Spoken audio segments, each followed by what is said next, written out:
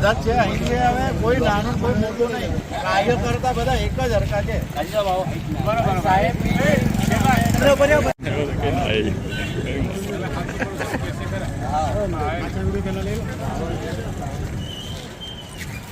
કાકા શિવને ફોટો લઈ લો.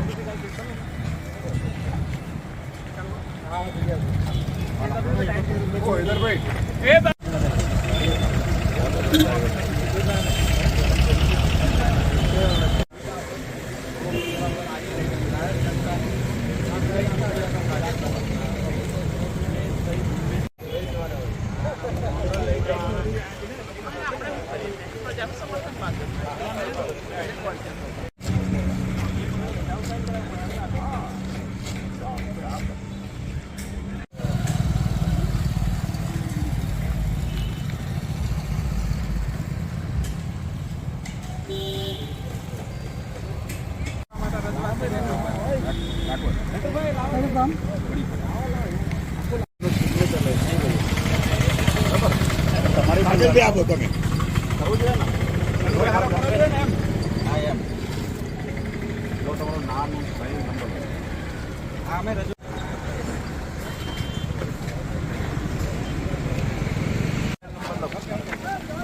આ રસ્તા માટેનું છે. હા ભાઈ,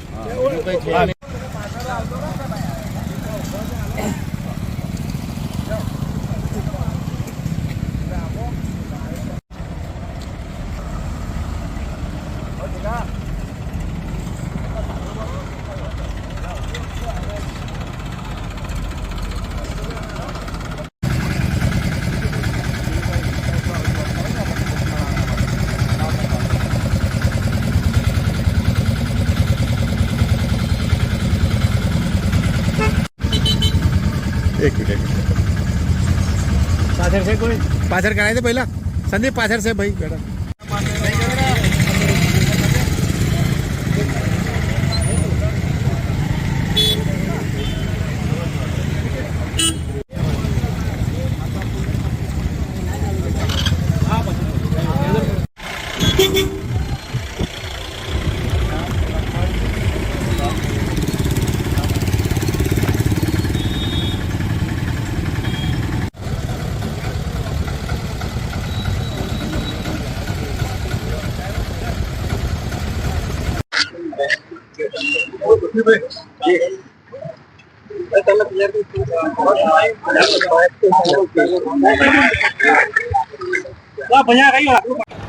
હાલમાં ગુજરાત રાજ્યમાં ભારે અતિવૃષ્ટિ થઈ. ગુજરાતના અન્ય ભાગો કરતાં છોટાઉદેપુર જિલ્લામાં વરસાદનું પ્રમાણ સરેરાશ ઓછું રહ્યું, પરંતુ હલકી ગુણવત્તા કહો તો પણ કહી શકાય. એને કારણે રોડ ટ્રાન્સપોર્ટ ઇન્ફ્રાસ્ટ્રક્ચર ટોટલી ખતમ થઈ ગયું છે.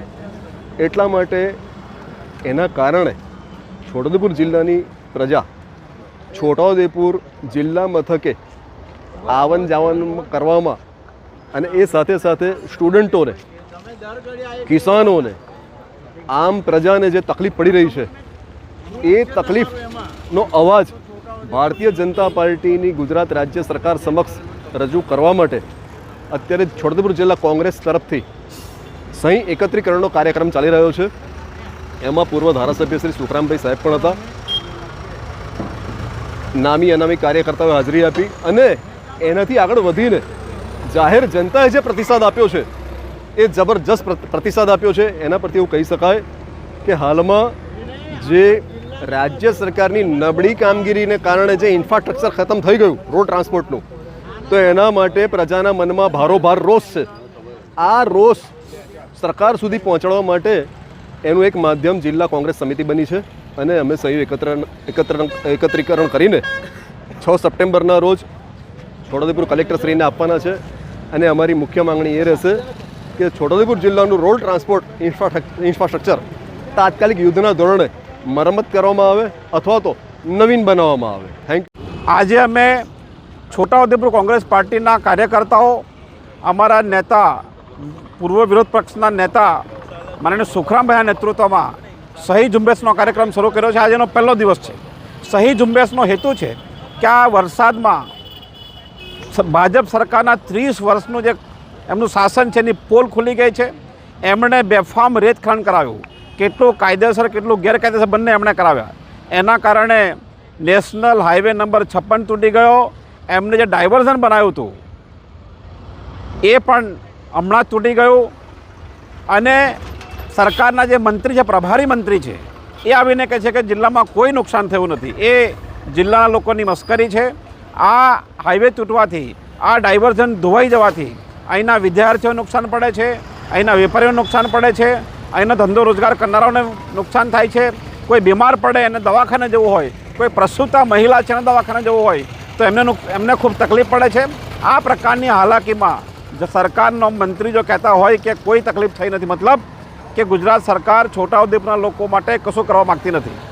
પાછલા 30 વર્ષમાં એમણે બેફામ ખનન કર્યું, રેતખનન કર્યું, નકલી કચેરી કૌભાંડ કર્યું, નળ સે જલનું કૌભાંડ કર્યું, મનરેગાનું કૌભાંડ કર્યું. દરેક પ્રકારના કૌભાંડો કર્યા પછી આ જિલ્લાને લોકોના હવાલે ન ધણિયા છોડી દીધો છે. આ પ્રકારની હાલત છોટાઉદેપુરના લોકો ચલાવશે નહીં. અને અમે લોકોનો અવાજ બનવા માટે આ સહી ઝુંબેશનો કાર્યક્રમ કર્યો છે. અને અમને આ કાર્યક્રમમાં ખૂબ સારો પ્રતિસાદ મળી રહ્યો છે. દરેક સમાજના લોકો, સંગઠનો અમને સહકાર આપી રહ્યા છે. બધા તો આપે છે, પણ ભાજપના જે નાના નાના કાર્યકર્તાઓ છે, એમના પેજ પ્રમુખ અને સભ્યો છે, એ પણ અમને આ સહી આપી રહ્યા છે. અને એ કહે છે કે પાછલા 30 વર્ષથી આ ભાજપની સરકાર એમને છેતર્યા છે. અને અમને લાગે છે કે આ ઝુંબેશ આવતા દિવસોમાં છોટાઉદેપુર જિલ્લાના એક વ્યક્તિની ઝુંબેશ બનશે અને અમે ભાજપના કરતૂતોને બહાર લાવી દઈશું. રાજ્યમાં છેલ્લા ઘણા લાંબા સમયથી વરસાદ જે પડ્યો, અતિશય વરસાદ થયો, એને કારણે ઘણું બધું નુકસાન થયું. રસ્તાઓનું નુકસાન થયું, ખેતી પાકને નુકસાન થયું, પુલ તૂટી ગયા. એ બાબતમાં છોટાઉદેપુર જિલ્લો કોઈ બાકાત નથી. છોટાઉદેપુર જિલ્લામાં આવેલા ઓરસંગ નદી પરના પુલો કેટલાક ડેમેજ થયા છે. બારજ નદી પરનો પુલ ધોવાણ થઈ ગયું છે. બાજુમાં બનાવેલું ડાયવર્ઝન સંપૂર્ણ નાશ પામ્યું છે. તેવા સમયે સરકારના આંખ ખોલવા, સરકારના તંત્રને જગાડવા માટે, વિવિધ માંગણીઓ સાથે પ્રજાનો જનમત કેળવવા માટે અમારા કોંગ્રેસ સમિતિના સહપ્રભારી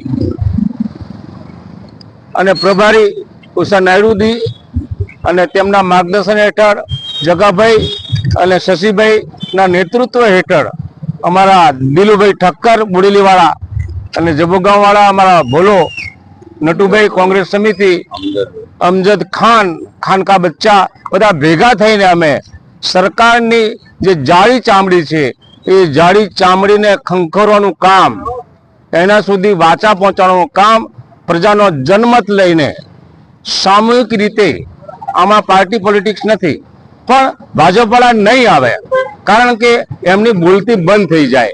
અને એટલા માટે જ કોંગ્રેસ અને આપ પાર્ટીના બધા જ કાર્યકરો અહીંયા ભેગા થયા છે. અને અહીંયા જે રાહદારીઓ જાય છે ચાલતા અથવા તો બાઇકવાળા અને બીજા મિત્રો, એ બધાની અમે સહી ઝુંબેશ, અમે જે આ કદમ ઉઠાવ્યું છે એમાં તમારો સહકાર કેમ છે, અમે જે આ નિર્ણય લીધો છે છોટાઉદેપુર જિલ્લાની પ્રજા માટે એ બરાબર છે કે કેમ, એના માટે અમે આજથી સહી ઝુંબેશ ચાલુ કરી છે. આ સહી ઝુંબેશ આજે અહીંયા બોડેલીમાં હશે, બપોરના સિયોત પાસે હશે, આવતીકાલે જેતપુરમાં, આમ કરતા કરતા છોટાઉદેપુરમાં 4 તારીખે અને 5મી, 6ઠી અમે કલેક્ટરશ્રીને આજે સહીઓ જે થાય છે, પ્રજાનો જનમત છે, એ જનમત સરકાર સુધી પહોંચાડવા અને આ તાલુકાને સારા રસ્તા મળે, ખાડા થઈ ગયા તો ખાડા પુરાય અને વાહન વ્યવહાર સારો થાય અને બીજા પણ કામો જે નુકસાન થયું છે ખેતી પાકને, એવા ખેતી પાકમાં ખેડૂતોને પણ વળતર મળે, એના માટેના અમારા આ સહિયારો પ્રયત્ન છે.